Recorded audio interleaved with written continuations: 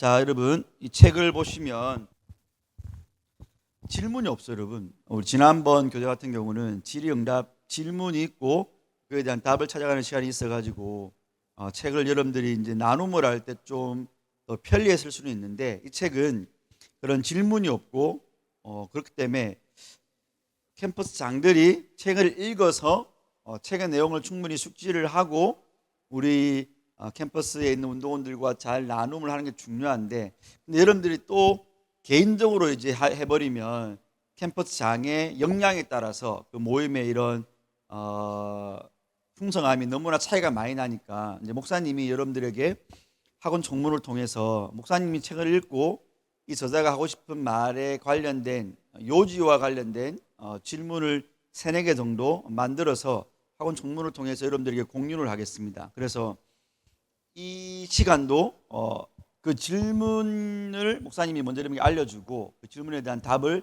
책에서 찾으면서 진행을 할게요. 그래서 아마 여러분들이 강의만 잘 들어도 사실은 충분히 모임을 인도할 수 있고, 그러나 또 강의만으로는 여러분들이 100% 책을 다 이해할 수는 없습니다. 왜냐하면 목사님도 발췌를 해서 질문을 하고 여러분들 그 부분에 대한 것만 듣기 때문에 책의 저자가 책의 전반을 통해서 말하고자 하는 내용을 여러분들이 꼭 책을 보셔야만 가능합니다. 여러분들이 예스비를 어떻게 인도했는지 모르겠지만 사실 예스비도 더 풍성하게 그 예스비를 누리려고 했다면 성경 그 본문을 읽고 그리고 그 답을 찾아보고 사실은 이제 복음적, 성경신학적, 조직신학적 메시지를 보는 게 우리 앞에 했던 그 교과의 의도를 가장 잘 살리는 겁니다. 근데 아마 제가 생각하기로 여러분들 중에 자기가 그 본문의 사무엘 1장이었으면 룻기 1장이면 1장을 읽고 와서 했던 캠프상이 몇 명이나 될지는 모르겠어요, 여러분. 근데 이 책은 여러분들이 그렇게 하지 않으면, 내가 책을 읽고 여러분들이 충분히 내용을 알고 또 제가 준 질문에 대해서 여러분들이 먼저 답을 한번 연습을 해보고 하지 않으면 진짜 그 시간이 막 버벅거리게 되고 애써 시간을 내가지고 참여한 여러분의 캠퍼스의 우리 운동원들에게 여러분들이 민폐를 끼치는 거예요. 내가 준비도 안 해놓고 그냥 모임이니까 오라고 해가지고 시간 보내는 것은 여러분 직무유기고 불성실한 거니까 절대로 그렇게 하지 않기를 바라고, 여러분들이 먼저 목사님이 해보니까 진짜 생각 없이 그냥 읽어나가면 이 책이 한 30분만 하면 전체를 다 읽을 수 있는 책입니다, 여러분. 다만 이제 질문에 대한 답을 하려고 하면 한 챕터당 제가 볼 때는 한 10분? 사실은 정말로 여러분들의 노력이 많이 필요하지 않은 책이에요. 분량도 짧고, 그러니까 여러분들 절대로 마귀가 주는 너 그럴 시간 없잖아, 너 지금 바쁘잖아, 과제해야 되잖아, 알바 가야 되잖아, 그 대충 해라고 하는 마귀의 게임에 절대로 넘어가지 않길 바랍니다. 여러분 아무리 바쁘다고 해도 요거 준비해가지고 일주일에 이거 챕터 하나, 그저 10페이지도 안 되는 이거 하나 보고 준비 못할 시간은 절대로 없지 않을 것이라 생각이 드니까 여기 앞에 나와 있는 간사의 말을 여러분들 꼭 유념해 주시고 책임감을 가지고 잘 진행해 주시기를 제가 다시 한번 부탁을 드립니다. 자, 여러분, 일단 1장은 이제 회개와 속죄에 대한 건데, 이 저자가 하고 싶은 말은 우리가 회개를 너무 오해하고 있다라는 것입니다. 회개와 속죄는 다른데 우리는 마치 회개와 속죄를 오해해가지고 회개가 속죄인 것이냐. 근데 그 말의 의미는 뭐겠어요, 여러분? 회개는 말 그대로 우리가 하나님 앞에 죄를 지은 것에 대해서 회개하는 거예요. 근데 속죄는 죄 자체를 용서해 버린 거잖아요. 하나님이 죄를 속해 주신 거잖아요. 그게 바로 속죄. 값을 지불하고 죄가 용서된 게 속죄예요. 그래서 근데 그 속죄를 누군가가 대신했기 때문에 우리 개혁신학에서는 대신 속죄라고 하는 거거든요. 예수 그리스도의 대신 속죄라고 하는 겁니다. 원래 우리가 감당해야 되는 건데 우리가 감당할 수 없기 때문에 누군가가, 예수 그리스도 우리의 구원자가 대신 속죄. 그러니까 내가 회개를 함으로 해서 하나님이 내 죄를 용서해 주신다, 회개가 내 죄사함의 근거다라고 하는 자체가 사실은 안 맞는 개념이죠. 근데 우리는 많은 경우에 내가 회개를 했기 때문에 하나님이 용서해 주실 거라고 우리가 마치 회개를 보석의 개념으로, 내가 하나님 앞에 회개라는 걸 했으니까 하나님이 나한테 죄를 용서해 주셔야 되는 뭔가 거래로 생각하는데, 그 자체가 회개에 대한 잘못된 오해다라고 말을 하는 겁니다. 그래서 여기 보면 저자가 회개에 대한 잘못된 오해 3가지를 하고 있어요, 여러분. 그래서 그 부분을 그림으로도 도표로도 나와 있으니까 이러면 하면 되고, 일단 목사님의 첫 번째 질문은 그겁니다. 나중에 다 공유하겠지만, 자, 책의 내용을 바탕으로 죄 용서가 회개가 아닌 속죄에 근거한다는 말의 의미에 대해 토론해 봅시다 했을 때, 여러분들 이제 캠퍼스 가서 하는 거예요. 20페이지를 보시면 여러분, 앞에는 다 읽어봐야 됩니다. 여러분들이 20페이지를 보면, 자, 거기 두 번째 단락에 우리가 죄를 용서받는 것은 십자가에 이루어진 속죄 덕분입니다. 이 말이죠. 회개가 속죄가 절대로 아닌 거예요, 여러분. 속죄는 예수님의 구원 사역에 근거해서 우리가 죄 용서를 받는 겁니다. 이게 중요한 개념인 거예요.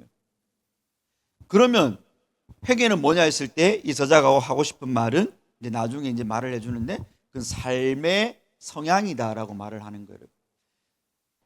자, 믿음이 구원의 원인이에요, 아니에요? 여기 별학교 1등. 믿음이 구원의 원인이에요, 아니에요? 뭔데? 수단이죠. 맞죠?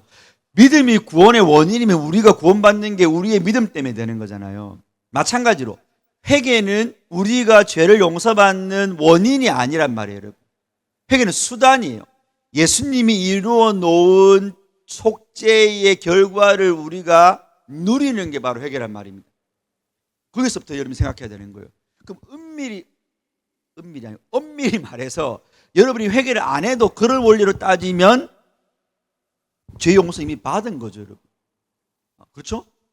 근데 하나님이 왜 우리에게 회개를 원하시는가는 이제 우리가 이 책을 공부하면서, 근데 여러분들이 책을 읽어 나가면서 이런 부분들을 질문을 가지고 답을 찾아가면 상당히 좋은 거죠. 그래서 첫 번째 질문은 죄 용서는 회개 때문에 주어지는 게 아니고 예수님의 속죄 사역 때문에 우리에게 주어진다라는 거, 이 책에서 이제 그 개념을 확실히 하고 다음으로 넘어가고 있는 거예요, 여러분. 자, 20페이지 좀 답을 보시면 되고, 2번 질문은 1장의 2번 질문은 회개에 대한 세 가지 오해가 있는데, 자, 그게 넘어가 보시면 23페이지부터 25페이지에 있어요. 그래서 22페이지부터 25페이지. 첫 번째는 우리가 평생 짓는 죄를 회개로 용서받을 수 있다는 오해. 아까 말했죠? 회개가 속죄의 근거로 삼아버리면 내가 회개했으니까 용서받고 회개 안 한 데는 용서 못 받고, 이걸 이제 23페이지의 그림으로 10개 되어 있는 그 회색이 회개를 상징해요. 내 평생에 지은 죄는 내가 회개해서 용서받는다. 이게 얼마나 어리석은 생각인지는 우리가 부지중에 짓는 죄가 있잖아요. 내가 모르고 그럼 지은 죄 회개 안 했는데 용서 못 받잖아요. 그러니까 회개로 용서받는 말 자체가 상당히 어폐가 많은 거죠. 근데 우리가 그렇게 오해를 한다는 거예요.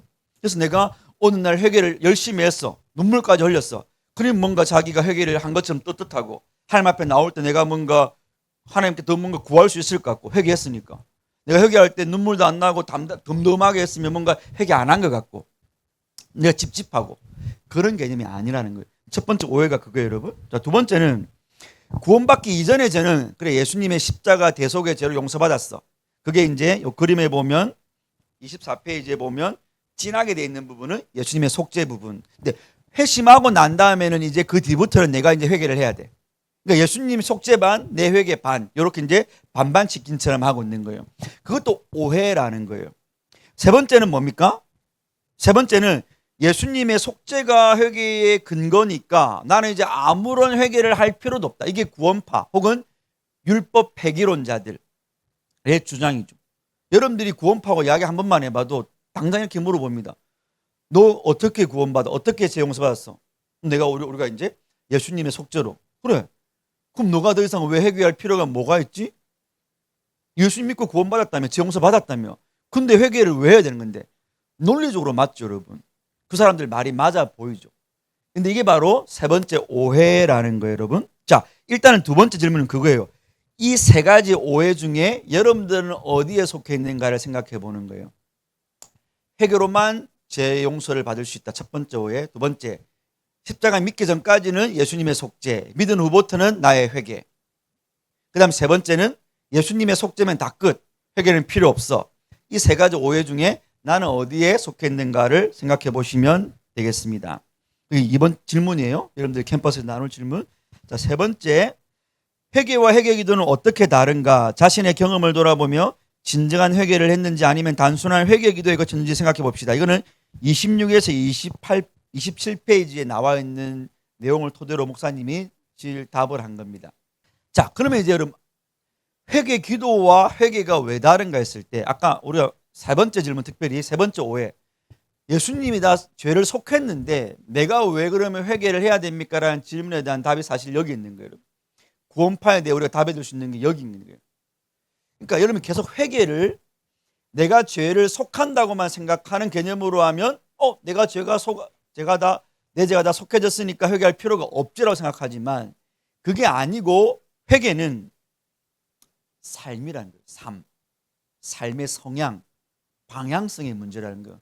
그래서 신구약에서 여러분 회개라는 단어 자체가 슈브라는 히브리어라든지 아니면 메타노이아라는 이런 헬라 이런 단어들이 다 뭘 말하냐면 방향을 틀고 우리의 내면과 외면에서 삶의 변화를 일으키는 걸 말하는 거예요.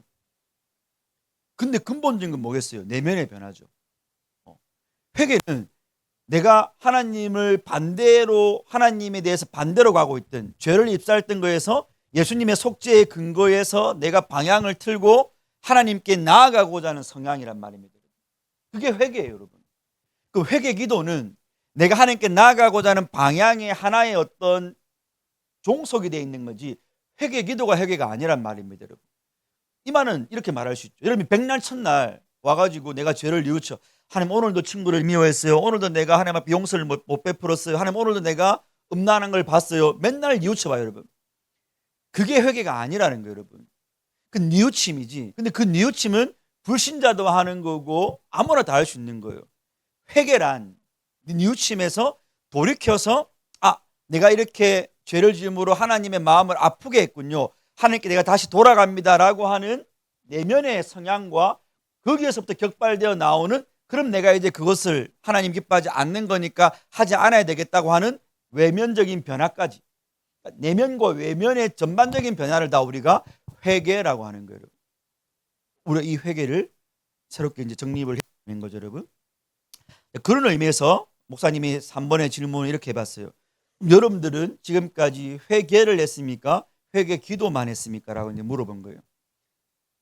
계속해서 캠퍼스장들은 이 질문, 목사님이 한 질문의 의도를 잘 파악하고 책을 보면서 여러분들 스스로 답을 하고 우리 같이 참여하는 운동원들에게 이 질문에 대한 바른 답을 할 수 있도록 유도를 하고, 또 더 중요한 거는 여러분들과 함께 같이 모여있는 운동원들이 진솔한 답을 할 수 있도록, 그냥 그저 그런 형식적이고 단답형 폐쇄적인 어떤 답을 하지 않고 뭔가 서술을 할 수 있도록. 저도 그랬던 것 같아요. 저도 제 삶을 돌아보니까 회개 기도를 했는데 진정한 회개, 거기서 완전히 돌아서 가지고 하나님을 향하는 그런 모습은 제게 없었던 것 같아요. 제가 오해했던 것 같아요.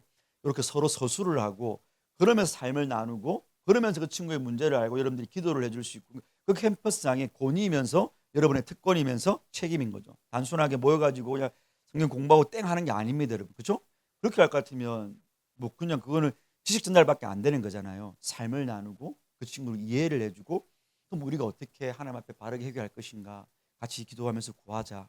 이런 어떤 게 될 때 우리 SFC가, 전국 SFC가 얼마나, 여러분, 전국이 단단해지려면 캠퍼스에서부터 그 소그룹들이 단단해져야 되는 거죠, 여러분. 그 일에 여러분들이 책임이 있단 말입니다. 그러니까 띡 준비하고 띡 하면 안 되는 거예요, 여러분. 대충 준비하고 대충 하면 거기서 진솔한 나눔이 있을 수가 없잖아요. 여러분들 스스로가 먼저 진솔하게 자기의 경험을 나누고 진솔하게 들어주려고 하고, 그런 유대관계가 형성이 돼야 됩니다. 4번 질문은 이런 거예요, 여러분. 자, 회개의 명령이, 이 저자가 말을 해요. 30페이지 넘어가 보세요, 여러분. 회개의 명령이 세상에서 가장 달콤한 소리이며 부드러운 음성인 이유를 책의 내용을 바탕으로 설명해 봅시다. 또한 우리 각자가 회개가 이와 같은 경험이 될 수 있도록 서로를 위해 기도하는 시간을 가집시다. 이 책에서 저자가, 목사님은 지금 바로 30페이지로 와서 질문을 했지만, 그 아까 회개에 대한 오해에서 저자가 하는 말들이 뭐냐면, 회개가 성향의 전환이니까 회개는 뭐라고 했어요? 하나님께 가는 거라고 했잖아요, 여러분. 그런 의미에서 회개는 달콤하고도 세상 그 어떤 것보다 부드러운 예수님의 명령이라는 거예요. 우리는 회개를 딱딱하고 뭔가 수련회 가가지고 제일 처음 하는 기도의 1번 제목, 이 정도만 생각하고 마는데 그게 아니고 회개가 우리의 삶의 전환이라면 그게 내포되는 의미가 뭐겠습니까? 하나님께 돌아가는 거니까 그 말은 하나님 편에 볼 때는 우리를 만나고 싶어하는 하나님의 콜링이라는 거죠. 빨리 돌아와라. 너 거기 있으면 안 돼. 너 그거 보고 있으면 안 돼. 너 그거 만지면 안 돼. 너 거기에 취해 있으면 안 돼. 나에게 빨리 돌아와. 그 하나님의 예수님의 회개하라. 천국이 가까웠다는 말은 회개 안 하면 죽는다 이런 의미보다도 물론 거기에는 엄중한 경고가 내포되어 있죠. 회개하지 않는 자들에 대한 하나님의 심판이 내포되어 있지만 그 말은 결국은 하나님 이렇게 음하게 말씀하신과 함께 회개 기도가 아니고 여러분 오히려 깨야 되는 거예요.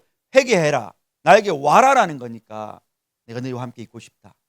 내가 너와 교제하고 싶다. 너의 마음이 나에 대해서 무심하거나 반심하지 않고 나는 너의 전심을 원한다라는 하나님의 사랑의 편지죠. 그러니까 저자가 하는 말은 회개가 달콤한 하나님의 부드러운 음성이다. 책 제목이 그래서 우리가 회개를 사랑할 수 있을까?